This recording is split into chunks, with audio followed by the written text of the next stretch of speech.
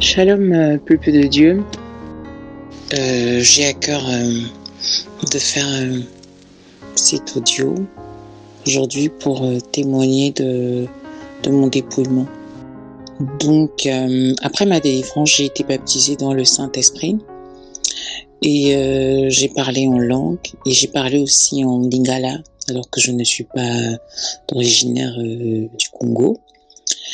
Et vraiment, j'étais remplie de l'esprit et je vivais de choses, de magnifiques choses avec le Seigneur.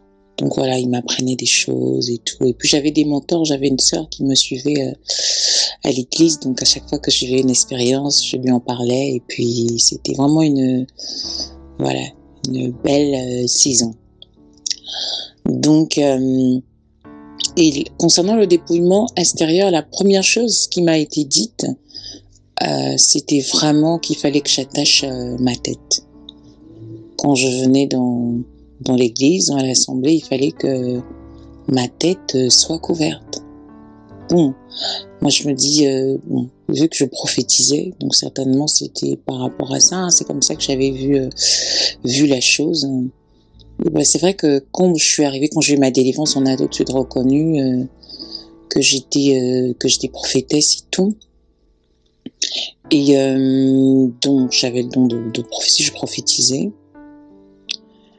Et il fallait que j'aie la tête couverte. Donc voilà, c'était pas évident pour moi parce que j'aimais faire de jolis tissages, étant donné que je vendais, que j'avais vendu. Le Seigneur m'avait sorti de là. Hein. J'avais même un salon de coiffure. Je vendais des mèches brésiliennes, du make-up, toutes ces choses-là. Donc voilà, donc j'aimais ces choses-là. Donc et me dire qu'il fallait que je vienne en assemblée avec les cheveux attachés, je me sentais vraiment, je me sentais diminuée en fait. Je me sentais comme privée, d'autant plus que dans l'église, je voyais des personnes à côté qui avaient leur tissage et qui prophétisaient et qui, voilà. Et je me disais, mais si Dieu les utilise, Dieu les valide, alors pourquoi est-ce que moi j'étais censée...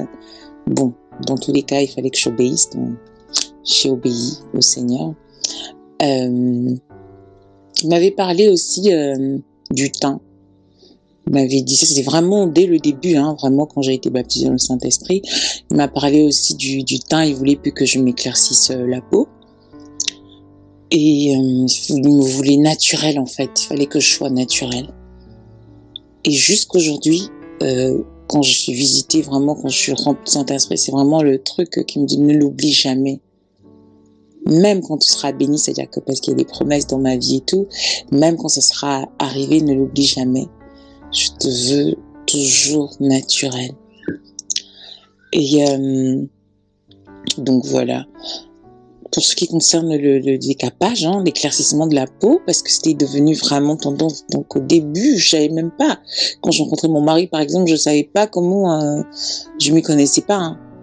Je m'y connaissais pas. Donc il y a plus de 10 ans, je savais même pas comment ça se passait pour bien décaper la peau. Mais de nos jours, j'ai appris. Hein. J'ai appris qu'il fallait mettre des tubes et tout dans la crème et tout, parce que même quand tu mets des laits simples, éclaircissants, si tu veux vraiment décaper, bah, il faut des tubes ou des sérums forts hein, pour que ça marche.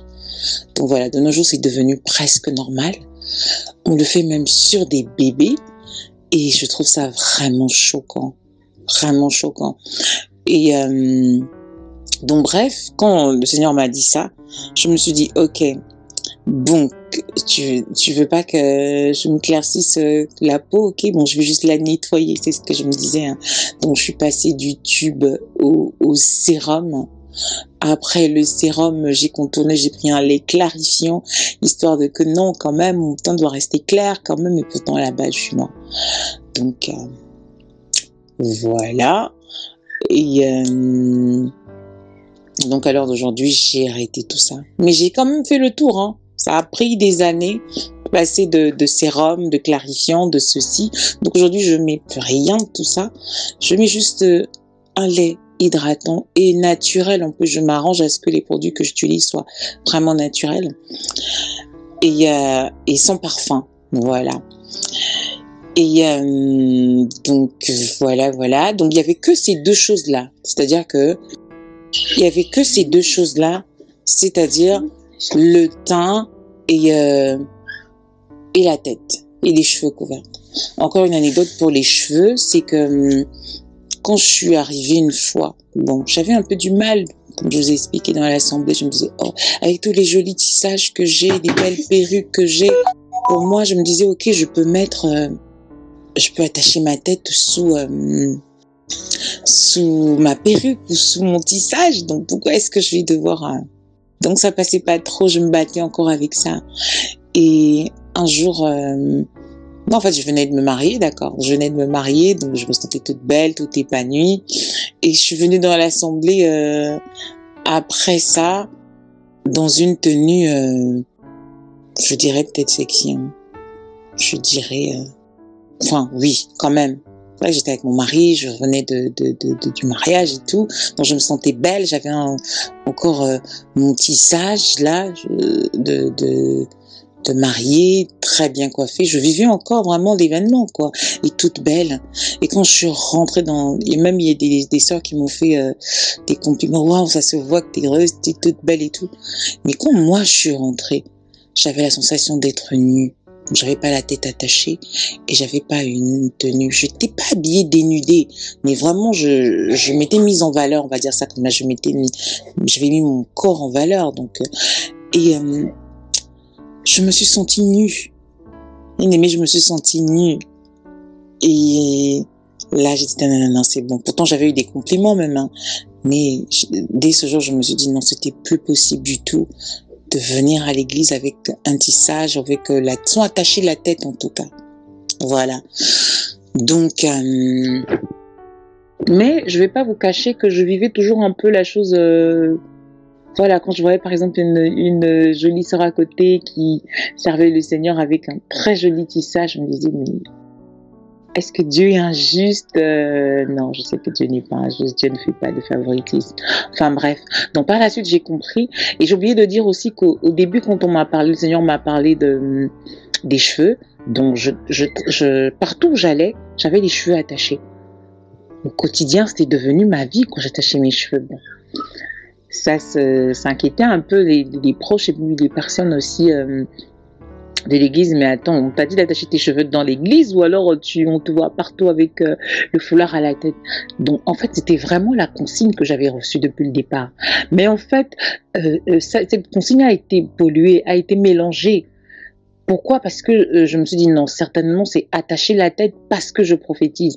Donc du coup, et en plus j'avais été terriblement jugée par rapport à ça. Je me souviens qu'il y avait même des serviteurs de Dieu qui disaient ah, c'est déjà la folie, hein. Je connaissais une sœur comme ça, elle était devenue même folle. Elle disait que Dieu lui a dit d'attacher ses cheveux, elle trimballait le foulard et des habits bizarres partout. Donc vraiment ton histoire là. Donc face au jugement, donc je me suis dit non. Je pense que si les autres ont reçu ça par rapport à l'église, seulement quand je prophétise, donc et j'ai accepté ça comme ça. Donc maintenant, je commençais à remettre le foulard seulement en assemblée. Donc à l'extérieur, je remettais même mes tissages et toutes ces choses-là. Mais en fait, j'arrivais plus trop à mettre les tissages. Donc je parle de dépouillement physique, je veux dire en fait que ça s'est passé vraiment progressivement chez moi. Donc ça a pris quand même un peu de temps. Et donc je mettais plus. Il m'arrivait de mettre quoi? Non, les perruques, je mettais comme un chapeau, voilà. Alors je me suis dit, ok, de toute façon, hein, vu que je prends pas soin de mes vrais cheveux, donc quand je sors, c'est à ce moment-là, j'enfile d'une perruque, histoire comme si je revêtais un chapeau. Pour moi, c'était ça en fait. Donc même mes perruques, j'en prenais plus soin. Et après, je me disais, mais quand je vois les nouvelles tendances à la télé, sur les réseaux sociaux, des coupes, des couleurs. Je prenais mes perruques et je me mettais même à faire des couleurs. Pourtant, je portais pas. Il y a eu du blond bizarre là, il y a eu du rouge. J'ai fait même la couleur, mais j'arrivais pas à porter, j'arrivais pas à assumer. Je ne me retrouvais plus en fait. Je ne me retrouvais plus. Donc du coup, je les portais plus. Je les portais plus. Même quand je portais, c'était mal porté. Donc il y a même le nouveau maquillage Kardashian là. Je vous assure que je l'ai fait que 3 fois. 3 fois de ma vie depuis que c'est sorti, et les 3 fois c'était une fois pour mon mariage, une fois pour un mariage que j'allais, Et une autre fois, c'était comme un essai pour essayer. Et ces 3 fois-là, j'ai payé. Donc, parce que par moi-même, j'y arrivais pas. Donc, j'essayais, j'achetais même ce qu'il faut. Il fallait se conformer. Le bagage que je vendais à l'époque et que j'avais, c'était pas assez précis, comme moderne, comme celui qui est sorti après. Donc, j'avais l'impression d'être vraiment à l'ancienne, d'être du vieux temps, quoi. Mais toutes ces choses-là m'échappaient, j'arrivais plus. J'arrivais plus, que ce soit les cheveux, j'arrivais plus à changer de coiffure tous les mois, comme avant. Avant même, il m'arrivait de changer de coiffure toutes les 2 semaines, d'aller au salon, toutes les 2 semaines, de mettre des faux cils, des faux ongles, toutes ces choses-là. Donc quand je suis venue au Seigneur, ces choses-là, j'arrivais plus. Sincèrement, j'arrivais plus. Avant même que les consignes me soient données par le Saint-Esprit, j'arrivais plus. Mais j'essayais parfois, je me disais, mais qu'est-ce qui m'arrive? Il faut que je me ressaisisse, il faut que je me remette. Je suis une jeune femme, c'est quoi ça? Non, ça passait plus.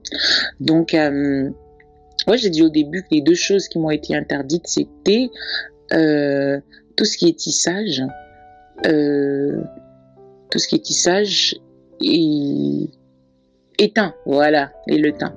Voilà. Et même, je me souviens aussi que un jour, en assemblée, il y a une jeune sœur, parce que j'avais reçu quelque chose, je m'étais inscrite à la chorale, au chant, tout ça, et il y avait une chanson dans certains artistes qui passaient. J'ai dit, je peux pas chanter ça parce que j'ai reçu des consignes la veille que c'était pas de Dieu. Donc, il me dit, pourquoi tu viens plus à la chorale? Je suis même pas allée la voir. Je te vois plus à la chorale, pourquoi tu viens plus? J'ai dit, ben, voilà, je voulais pas mentir. Donc, j'ai dit, en fait, c'est parce que il y a tel chanteur, j'ai reçu des... Et quand j'ai reçu des consignes, quelques jours après, j'ai vu, c'était partout sur les réseaux sociaux, exposé. Je suis, waouh! Donc, en fait, et puis quand j'ai dit ça à la sœur, elle m'a dit, ah, d'accord. Bah écoute, hein, de toute façon, je change rien. Il y a des personnes qui m'ont dit ça aussi, mais je vais rien changer du tout. Ça va rester comme ça. Et puis de toute façon, toi, depuis quand une prophétesse porte des faux cheveux? Waouh! Donc c'est venu en moi comme une bombe. Et puis, bah, elle avait raison en fait. Mais la façon dont elle a lâché ça, je m'y attendais pas. Et en fait, ça m'a remise encore en question. Je me suis dit, mais Seigneur, c'est vrai que tu m'avais dit de pas mettre ça, mais voilà. Donc après, j'ai encore vraiment décidé d'arrêter. Et après, je me suis dit, ok, si je peux pas mettre des brésiliennes, des perruques, des choses comme ça, mais je vais mettre du synthétique alors. Donc je commençais à faire des rastas, des tresses. Un jour même, j'ai débarqué dans l'église avec des mèches rouges, des mèches simples, hein, des mèches synthétiques là, mais des rastas longs et rouges. Je venais d'accoucher toute gonflée comme ça avec mes longues mèches. Franchement, quand j'y pense aujourd'hui, je me dis c'est pas possible, c'était quoi ça? Et voilà, juste parce que j'avais vu que c'était un peu tendance cette couleur et tout, je me disais je vais me rattraper un peu. Franchement, quand j'y pense aujourd'hui. Et il y a même une sœur qui m'a fait un témoignage par rapport au Rasta, comme quoi elle était très très mal, elle avait dormi, elle avait une révélation. Une sœur qui se dépouillait aussi de l'extérieur, qui était dans l'église. Et je me suis dit, bon, d'accord, en tout cas, moi, voilà. Mais, je vous assure, j'arrivais plus du tout à faire tout ce qui est mèche, des ongles, alors c'était terminé, j'ai eu des enfants rapprochés en bas âge et tout, donc non. Le maquillage qui m'avait pas été interdit, donc j'arrivais plus à mettre, comme je vous dis. 3 fois, et 3 fois j'ai payé. En plus, pourtant j'avais plein de produits chez moi que j'achetais, voilà. Et pour ce qui est de la tenue, oui, j'ai aussi eu des consignes au début. J'ai aussi eu des consignes quand même parce que j'ai parlé que des cheveux et du teint. Mais en fait, la tenue, je commençais à m'habiller. On m'avait pas parlé du pantalon. Donc le Seigneur ne m'avait pas dit ne mets pas de pantalon. Donc c'était juste que je comprenais, je réalisais que je pouvais pas porter n'importe quelle tenue pour venir dans sa présence. Mais c'est vrai que je suis passée complètement de tenue de jeune femme à tenue de grand-mère, hein, si on peut le dire comme ça. Et ça choquait mon mari, ça choquait des proches. Parce que, et pourtant je venais fraîchement d'être baptisée en Saint-Esprit, mais je ressentais le besoin de m'habiller comme ça, couvert. Je commençais à porter même des habits pagne, pour tout vous dire. Même j'ai demandé des habits à ma mère, je devais la voir, un peu des habits en pagne, je voulais plus de mes vêtements. C'est vrai que j'avais pris beaucoup de poids parce que je venais d'accoucher, mais j'aurais pu renouveler ma garde-robe le temps de le temps que ça prenne pour que je récupère, que je perde du poids. Mais en fait, non, moi, ce que je voulais, c'était vraiment, j'avais l'impression que il fallait que je m'habille en doyenne, il fallait que je m'habille en grande. Enfin, je n'étais pas petite, mais c'est comme ça que je ressentais, je ne sais pas pourquoi. Mais il fallait donc, je mettais des boubous, des cabas, je mettais chose qui met à l'aise, hein, donc c'est pas mauvais quand on vient d'avoir un enfant. Mais je mettais aussi des ensembles pagnes. Je suis allée voir ma mère, peut-être pas des ensembles. Je me souviens que même ma belle-mère m'a fait renvoyer parce que je demandais ça. Je demandais, ouais, si tu veux m'offrir quelque chose, c'est vraiment des ensembles pagnes, hein, des ensembles pagnes. Même parmi les affaires qu'elle m'a envoyées, il y avait un qui j'ai remarqué que c'était à elle certainement. Mais bon, tant de choses, autant d'erreurs, parce que n'oublions pas que le revêtement, donc c'était pas une bonne chose. C'était pas mal de vouloir couvrir son corps, mais c'était pas bien d'aller prendre des habits de mes mamans pour porter, parce que ça c'était mauvais pour moi. Ça allait forcément me vieillir, même spirituellement. Ça allait me vieillir, ça avait un impact. Voilà. Donc, dans tous les cas, je comprenais ce besoin, je ressentais qu'à ce besoin de porter large, de porter des choses amples, de porter, voilà. Mais il n'avait pas été mentionné ici l'histoire du pantalon, hein, jusque-là. Donc, après ça, donc, je faisais avec mon mari, à l'extérieur, avec un ancien de l'église, où sinon nous utilisait et tout, voilà. C'était bien, c'était chouette. Mais c'est vrai que un jour, il y a eu des sœurs m'ont fait la remarque, je sais pas de quoi on parlait, et m'ont dit, mais au fait, t'as quel âge? Bon, j'ai parlé de ma mère, un truc comme ça. Je dis, ma mère, elle avait l'âge de l'une des personnes avec qui je sortais pour l'évangélisation à l'extérieur. Elle me dit, mais attends, tu pourrais être ma fille. Mais comment ça se fait que t'es aussi vieille? Ils étaient deux. Et l'autre me dit, mais donc t'as mon âge, mais comment ça se fait que je te regarde, on dirait t'es ma grande sœur de loin et tout. L'autre dit, mais on dirait t'es ma fille d'âge, mais c'est quoi, comment ça se fait? Même ta façon de faire, c'est même tes vêtements, regarde comment tu t'habilles. Je mettais des habits pagnes, voilà, je m'habillais comme une maman. Je suis une maman, comme une vieille, on va dire ça comme ça, oui. Et je me trouvais belle dedans, aussi bizarrement, je me trouvais vraiment belle dedans, hein. Je me trouvais classe, je me trouvais, voilà. Donc, tout ce qui est fashion, machin, c'était plus pour moi. Tout ce qui est tendance. Et quand elles m'ont dit ça, vraiment, ça m'a quand même heurtée. Et puis, je suis rentrée chez moi. J'essayais de me défendre sur le coup. Je faisais, ouais, non. On me disait, mais regarde, même, on dirait même ta peau, hein. La sœur a mentionné même ma peau. Oh, que même ma peau fait vieille. Et puis, mon cou. Bon, c'est vrai que, comme je mettais pas une bonne qualité d'huile, je me dis certainement c'était à cause de ça. Donc tout ça m'a chamboulé. Je me dis non. Donc, je suis allée prendre maintenant une bonne gamme de lait éclaircissant. Et j'ai décidé d'arrêter de porter ces habits-là. Je me suis remise à jour. J'ai racheté des slims vraiment, hein, très très près du corps. Et ça, dans l'église, hein, j'ai commencé à mettre des trucs vraiment qui serraient, qui me tenaient, qui me moulaient. Je me suis mise à jour. J'ai laissé mes talons de mamie pour mettre maintenant des baskets. Parce que moi, dans ma tête, pour l'église, c'était même si je pouvais mettre un slim à l'extérieur, mais j'allais pas mettre ça dans la présence de Dieu. Voilà, en plus, on s'assied toujours devant là. J'ai dit non, mais quand des sœurs m'ont dit ça, j'ai dit ok. C'est bon, je me remets. Donc j'ai commencé à porter des jeans comme ça, très très serrés, avec des traits très même là. Et voilà, des chaussures de jeunes filles, des chaussures. Mais je vois certaines mamies de l'église à qui ça plaisait pas trop. Me disaient, ah, ça c'est passé pour toi, ça. Et puis moi je disais, c'est pour vous là-bas. J'ai pas votre âge, hein. Parce que je m'entendais bien avec les mamies de l'église. J'ai dit, je dis que c'est passé pour moi, mais c'est pour toi là-bas. Moi, j'ai pas ton âge, en tout cas, j'ai ça dans mon cœur, hein. Donc voilà, donc je continuais de porter ça, je m'en remettais, je mettais des moulants. Je commençais à mettre des moulants dans l'église, je commençais à remettre mes tissages. Et voilà, donc ça a duré un temps jusqu'à ce qu'on parte de là-bas. Et après j'ai repris avec mes longs vêtements. Maintenant, j'ai acheté Vu que c'est bizarre, j'achetais maintenant des robes et des longues robes. Je sais même pas pourquoi. Même quand j'achetais des chaussures, c'était des chaussures vraiment qui faisaient classique. C'est vrai que même mes filles à la maison, oh maman, ça fait mamie ça. Je dis ah bon, ok, bon, bah, j'essaie de rectifier alors, je vais changer. Mais je me sentais vraiment attirée par des choses comme ça. C'est-à-dire que des choses qui sont fashion, tendance, genre là, qui sont stylées, non, c'était plus pour moi. Au fond, c'était pas, ça me plaisait pas, ça me plaisait même plus. Je faisais pas exprès, mais ça me plaisait plus. Et je me disais, mais et quand je revenais avec un truc, tu as acheté ça, ça te plaît?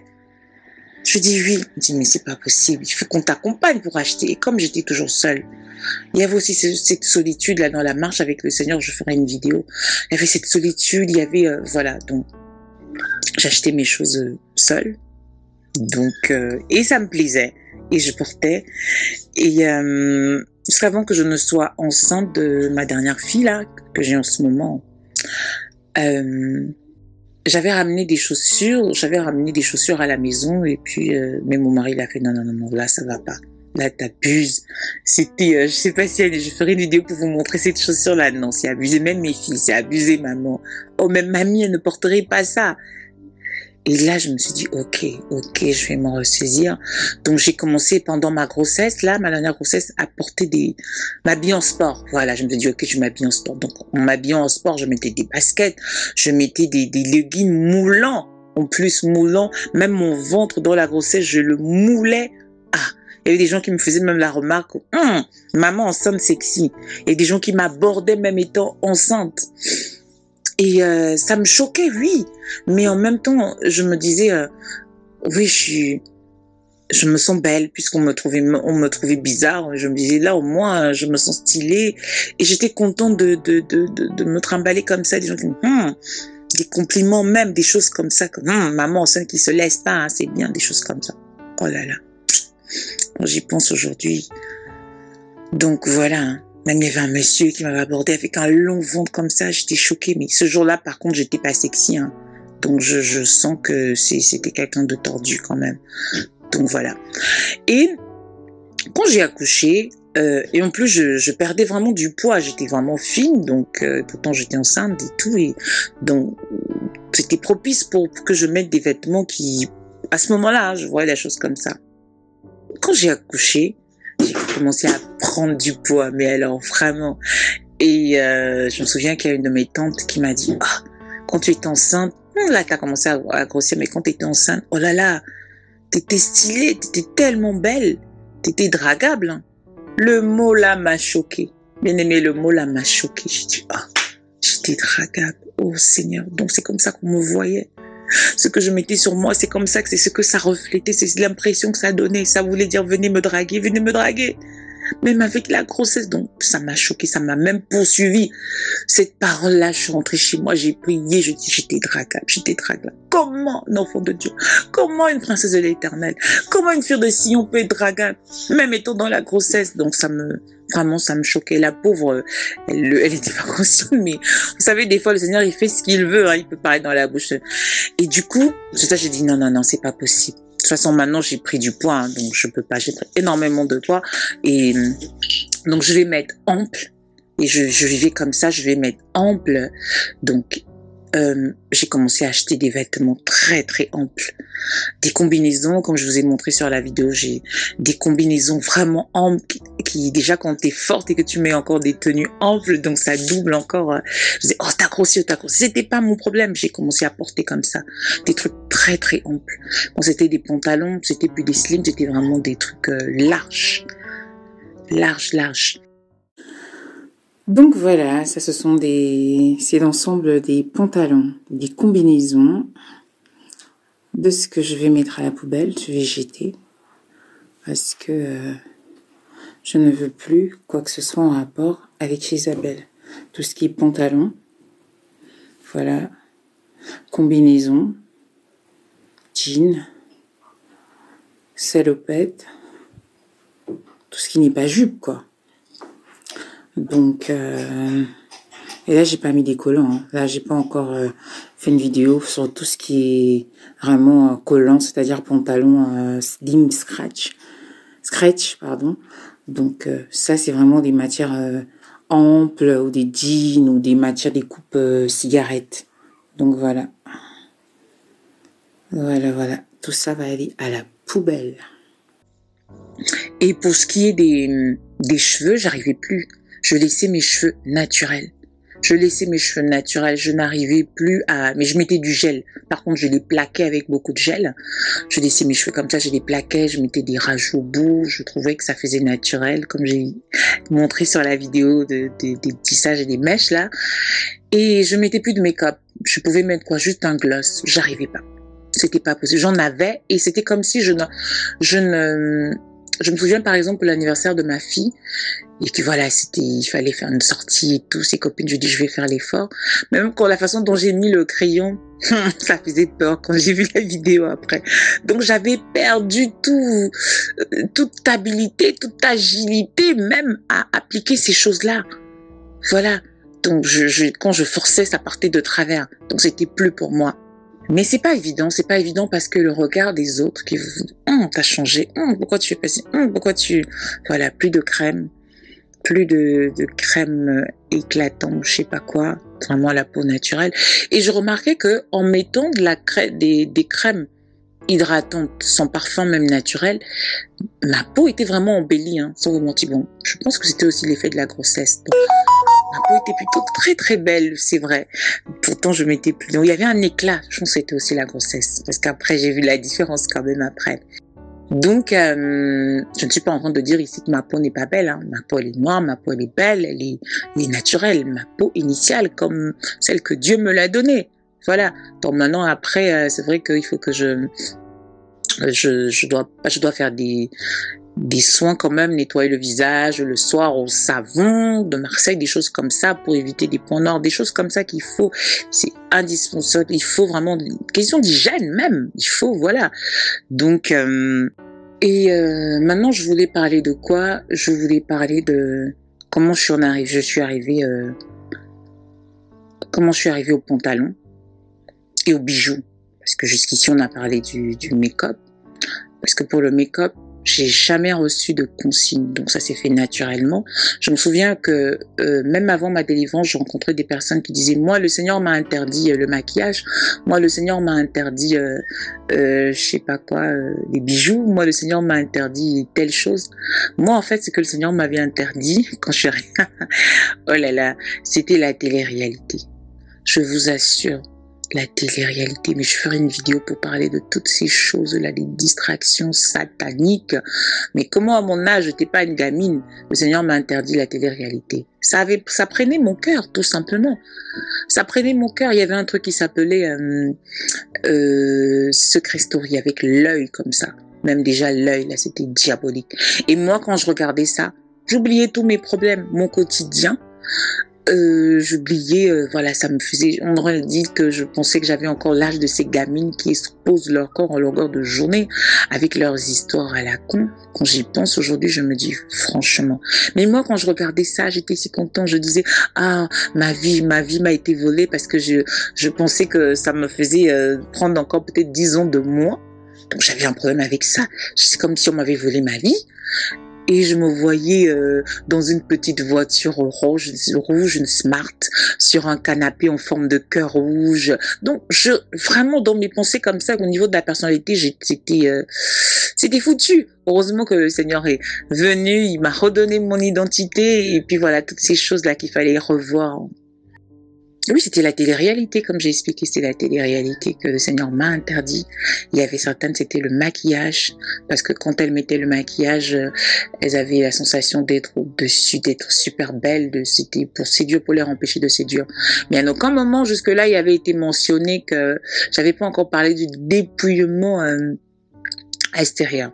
Donc moi, je faisais juste parce que je suivais les consignes du Seigneur. Mais je me souviens que très longtemps avant même que je ne sois arrivée au Seigneur, j'avais vu une femme un jour. J'allais me faire les pieds, j'allais me nettoyer les pieds, me faire nettoyer les pieds dans un institut, et j'ai vu une femme très très naturelle.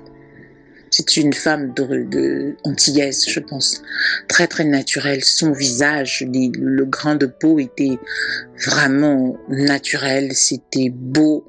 d'un beau noir. Ses cheveux, elle avait laissé en afro naturel. Et elle reflétait vraiment cette pureté-là. Et ça m'a fait quelque chose, ça m'a frappé comme ça. C'était pourtant une femme d'un certain âge. Et moi, à l'époque, j'étais jeune, mais je l'ai abordée. J'ai dit bonjour madame. Et même l'habillement qu'elle avait, elle avait une longue jupe assez nature, mais pourtant elle n'était pas chrétienne, hein. Et même les sandales qu'elle avait, c'était des sandales, tout était naturel chez elle. Et je l'ai approchée, je lui ai dit waouh, je sais pas, mais j'aime beaucoup votre façon d'être si naturelle et tout. Et bon, j'ai voulu savoir si elle était chrétienne. Elle m'a dit non, elle n'était pas chrétienne, mais elle aimait la nature, des choses comme ça. Enfin bref. Et une autre fois encore, une deuxième personne qui m'a marqué comme ça, c'est vraiment quand je suis arrivée dans l'église, c'était une assemblée de Dieu, l'église évangélique Assemblée de Dieu, et il y avait la femme d'un pasteur.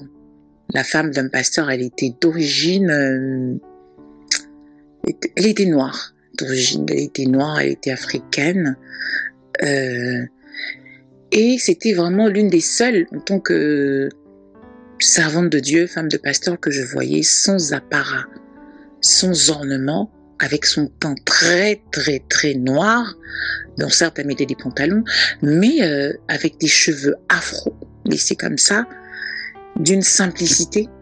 Et du coup, pendant que j'étais assise, parce que j'étais nouvelle dans mon siège là, et je la regardais, et le Seigneur me parlait que voilà, regarde, je voudrais que tu sois comme elle, tu vois, que ce naturel, c'est waouh. Donc je suis allée la voir. À la fin, je dis le Seigneur m'a dit tu étais un modèle en ce qui concerne l'apparence, la façon d'être, la simplicité. Et même ce jour-là, elle parlait, bon, c'est vrai que normalement les femmes ne prêchent pas les assemblées de Dieu, du moins pas encore, mais voilà, donc elle le faisait, et elle le faisait d'une manière tellement naturelle, et même en le faisant elle-même, il y avait rien à voir, c'était pas le genre, tu allais la regarder, te dire, qu'est-ce qu'elle est belle, elle est textée, non, quand tu regardais, tu écoutais, tu te centrais sur le message qu'elle voulait passer.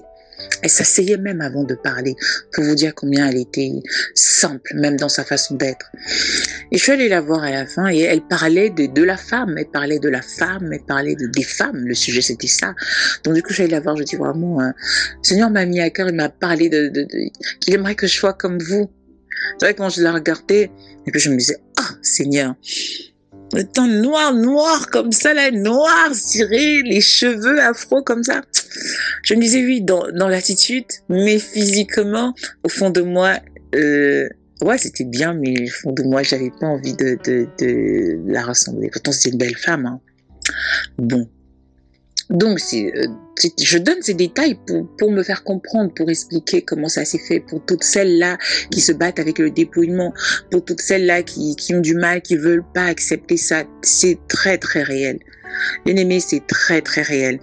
Donc, il y a eu la phase dont, du coup, je mettais plus de brésilienne, je mettais plus de perruque avec toutes les nouveautés de perruque, mais c'était difficile, je souffrais. Mais, je dis ça, mais au fond de moi, je n'arrivais plus comme j'ai dit. Voilà. Et c'est vrai que une fois l'année, par exemple, même parce que mes filles, je continue à aller faire des tresses, des rastas, des choses comme ça. Et j'ai coiffé une fois une de mes filles, c'était vraiment joli. Je dis, je vais me faire ça, pourquoi pas. Mon mari me disait, tu laisses tes cheveux comme ça quand même. Fais, moi, même si tu veux pas mettre, je comprends, mais fais même des tresses, fais même des rastas, fais même des nattes collées là. Il disait, ouais, attends, je t'amène, je t'accompagne. Je dis, non, c'est bon, j'arrive pas. Il dit, je vais t'accompagner. Je dis, non, c'est bon. Donc, il m'arrivait de faire une fois l'année, hein, des tresses. Donc, cet été, l'été dernier, là, j'ai forcé. Et je suis quand même allée. Et quand je suis allée, tout le monde disait, waouh, même mes filles, même mon mari et tout, j'ai même commencé à prendre des photos. C'était la première fois l'été dernier que je commençais à prendre des photos, comment on appelle ça, des photos où on se regarde soi-même, là. Parce que ça aussi, c'est un péché, ça met l'ego, la contemplation, on est centré sur soi, et surtout quand quand on triche là. Même les expressions, je connais pas. Pour tout vous dire, j'ai pas de WhatsApp. Non, si j'ai WhatsApp parce que quand même par rapport à mes proches.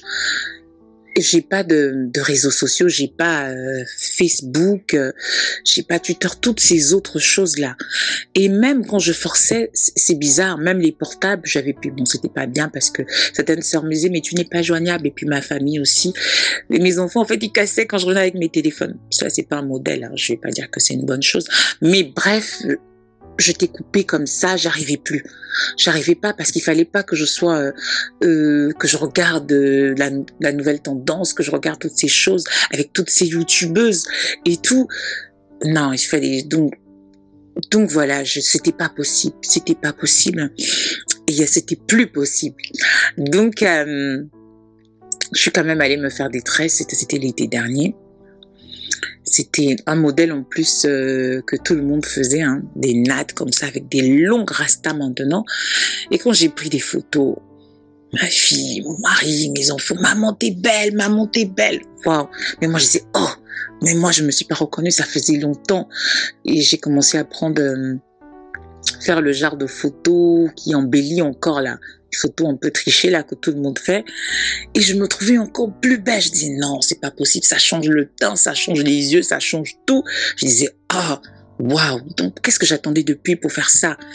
Et ça commençait à flatter mon ego. Je commençais à me dire ouais, il faut que je reprenne ça. Mais sauf que quand c'était l'été dernier. Et du coup, je me suis dit bah attends, c'est vrai, j'ai pris du poids, mais je peux même mes anciens pantalons, ça n'empêche. Il y a des personnes même avec le corps, elles portent des slims et tout. Donc j'ai ressorti des anciens pantalons, ça me serrait, j'ai forcé. J'ai remis quelque chose de super, c'est tendance. Je dirais pas sexy parce que non, je pense pas. Mais du moins qui paraissait correct pour le monde. Donc là, je vais au supermarché, je devais acheter une télé parce que même les télévisions, je vous assure, c'était pas possible. La télé, pendant le confinement, on avait fait déjà des années sans télévision. Quand j'achetais une télé, les enfants cassaient. Je me disais, ok, bon, bah, si c'est Dieu qui veut pas qu'on ait des télés, hein, avec toutes les précautions, c'est pas grave. Je faisais même, et puis, je me disais, bon, c'est bon, on n'achète pas, donc on n'avait pas de télé. Tout ce qui se passait là, on n'était pas au courant. Les seuls échanges qu'on avait, c'était via WhatsApp. Et nous, on restait à la maison, on priait plein de mois le confinement. Et même après, quand on a déconfiné, j'ai repris une télé. Pareil, les enfants cassés. Je me suis dit, Seigneur, à ce moment-là, pas de télé. Donc, pas de télé pour des enfants. Essayer de trouver des activités qui pouvaient les plaire, des choses comme ça, de faire des choses en famille. Et puis, prier, surtout. Donc, j'en étais où? Oui, je vais au supermarché. Pour acheter une autre télé encore. Celle-là, c'est une mini télé. Je me dis, ok, au cas où. Voilà, les télés smart, là. Je me dis, au cas où, voilà, une toute petite quand même. Et là, même avec ça, je rentre chez moi, la télécommande ne marche pas. Je dis, ok, décidément. Bon, je retourne. Donc, je retourne, ça, c'est le service après-vente. Et quand je retourne, c'est le fameux jour où je suis habillée stylée là, où j'ai refait des tresses et que je me ressens femme, ou je sais pas quoi, belle, hein, voilà. Et puis tout à coup, je suis face au monsieur du service après-vente, je dirais pas le nom du magasin, monsieur du service après-vente, face à face comme ça, je sens comme une sorte de connexion malsaine. Quand je parle de malsaine, c'est une sorte de connexion, je le regarde, le mec il est banal pourtant, c'est un monsieur, je pense un Antillais, ouais, ce sont toutes des créatures de Dieu, de Dieu, je dis bien, je précise, parce que là encore vous allez être surpris. Il était banal, donc je n'avais rien vraiment de waouh. Il était là, c'était un monsieur normal, mais il y avait comme une sorte de connexion d'alchimie bizarre. Je suis mariée, je suis pas du genre, voilà. Donc même quand quelqu'un m'abordait dans la rue, ça me choquait. J'étais du genre, je me regarde, je dis, il y a quoi qui l'a attiré, il y a quoi que ça me plaisait pas, voilà. Et là, je ressens ce truc pendant que je fais la queue hein, d'attente. Et arrivé à mon tour, avant que je n'arrive à lui, j'entends le Saint-Esprit me dire, tu vois, oui, ce qui se passe, c'est ce que tu as sur la tête là. Ça s'appelle point de contact. Les cheveux. Je vous dis, c'était des cheveux synthétiques. J'ai fait des nattes avec des rastas, des nattes collées et puis des rastas au bout très long. Ça s'appelle point de contact. Le Saint-Esprit me dit, ça s'appelle point de contact. Ce que tu as sur la tête là, c'est ça qui crée cette sensation que tu ressens vis-à-vis de cette alchimie avec ce monsieur, une sorte de connexion. Et voilà, le monsieur en fait, c'est un homme, mais c'est un agent des ténèbres. C'est un homme, un démon. Voilà, un démon humain qui travaille là. Ça existe. Voilà. Et ce qui l'attire, ce qui l'attire à toi, c'est ce que tu as sur la tête. Ça s'appelle point de contact. Seigneur, quand j'ai entendu ça, il y avait peut-être 1 ou 2 personnes encore devant moi. C'est arrivé mon tour. Oui, bonjour monsieur. Il fait le mec, hein. Oui, bonjour, oui, je parle à la télécommande. Ah non, c'est pas une bonne télécommande qu'on vous a donnée. Vous n'êtes pas tombé sur la bonne personne. Il tchatche un peu, quoi. Oui, en fait, c'est moi qui m'occupe de ça. Il fallait pas. Écoutez, je vous redonne rendez-vous. Vous avez un numéro de téléphone, des choses comme ça. Donc, je laisse mon numéro parce qu'il fallait commander une nouvelle télécommande. Ok, mais moi je regarde comme ça, comme j'ai reçu ça. Donc, pour moi, de mon côté, je suis normal, quoi. Je rentre pas dans son jeu de non. Et oui, voilà, c'est votre numéro. Je donne le numéro de mon mari. Et comme ça, je vous recontacterai pour vous dire quand est-ce qu'une nouvelle télécommande va arriver. Il se mettait en avant, en fait. Il était gentil, il se mettait en avant. Je me suis dit, oh, il est trop gentil, mais je comprenais ce qui se passait. Donc, entre-temps, je rentre à la maison, je suis déjà choquée. Je me dis, mais c'est pas possible. C'est pas possible. Point de contact, c'est quoi cette histoire? Donc, c'est vrai, c'est des mèches simples pourtant. Et déjà, j'étais tourmentée. J'ai dit, waouh. Je rentre, quand je prie, je dis, donc tout ça est bien réel. Et la même nuit, quand j'étais couchée, j'étais pas couchée, j'étais assise en fait sur mon lit et je ressentais comme une pression, comme si on tirait sur mes cheveux, comme si on tirait dessus pour que je les enlève. Je ressentais comme s'il y avait quelque chose qui tirait mes cheveux, qui les tirait comme ça. J'ai fait, j'ai dit non, je peux pas rester avec ça. J'ai enlevé et j'ai commencé à enlever, j'ai tout enlevé la même nuit. Je sentais au fond de moi que je pouvais même plus dormir avec ça. Et c'est après que j'ai vu le témoignage d'autres filles, d'autres personnes, d'autres femmes, de filles, d'autres femmes, d'autres servantes de Dieu, d'autres chrétiennes qui ont vécu l'expérience, notamment le témoignage de Raïssa. J'ai été choquée. Quand ma fille, elle a vu ça, elle-même a enlevé ces rastas qu'elle venait de faire. Donc, et maintenant, le Saint-Esprit m'a encore reconfirmé ça dans la prière pendant que je priais. Oui, c'est un agent du monde des ténèbres, c'est un démon humain. Toutes ces choses-là, les rastas, toutes ces choses, les mèches, waouh. Je me suis dit, c'est pas possible. J'ai dit, non, c'est terminé. Maintenant, il était question que j'aille récupérer ma télécommande. Et le monsieur a appelé sur le portable de mon mari.